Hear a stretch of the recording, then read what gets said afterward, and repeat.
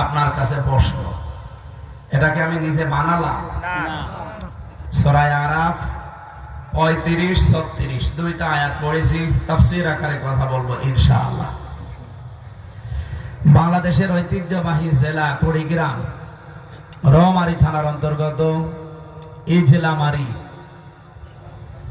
মোহাম্মদিয়া নুরানিয়া হাফিজিয়া মাদ্রাসার উদ্যোগে 24তম বাৎসরিক ঐতিহাসিক তাফসীর কোরআন মাহফিলের স্বনামধন্য সভাপতি, রৌমারী কারামতিয়া আদর্শ ফাজিল ডিগ্রি মাদ্রাসার সম্মানিত অধ্যক্ষ, হাজার হাজার আলেমের উস্তাদ, ইসলামিক চিন্তাবিদ, শিক্ষাবিদ মাওলানা মোহাম্মদ মোকসেদ আলী দামাত বারকাতুহুমুল আলিয়া, মাহফিলের প্রধান অতিথি, বাংলাদেশ জামায়াতে ইসলামী মনোনীত এমপি প্রার্থী, না শব্দটা ঠিক হয়নি, বাংলাদেশ জামায়াতে ইসলামী থেকে 300 জনকে যে এমপির ঘোষণা দেওয়া হয়েছে, এরা কেউ পদপ্রার্থী নয়, সব নমিনি আমাদের উপরে চাপিয়ে দেওয়া হয়েছে।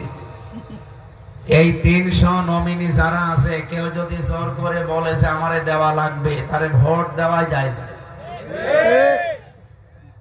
আর আমি যতটুকু জানি, আমি নিজেও তো কুষ্টিয়া 3 আসনের নমিনি। সুতরাং বাংলাদেশ জামাত ইসলামী সারা বাংলাদেশে যেখানে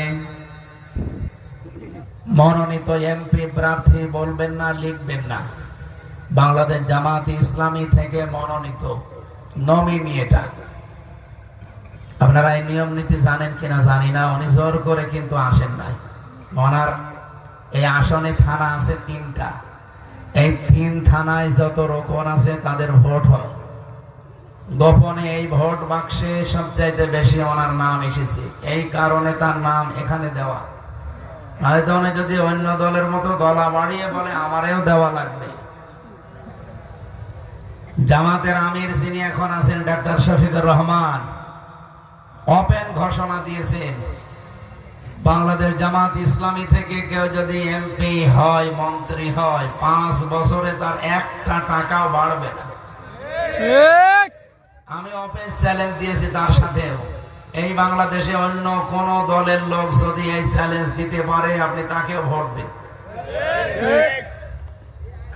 এখনো 73টা দল আছে এই দেশে, নিবন্ধিত অনিবন্ধিত মিলে প্রায় 73টা দল এদেশে কাজ করছে, তারাও ভোটে দাঁড়াবে। অন্য কোন দলকে ঘোষণা দিতে বলেন তো দেখি। অনেক দলের লোক বলবে ও ছাতায় এমপি দাঁড়াবে, কারণ এর রাস্তায় এসে 5 বছরে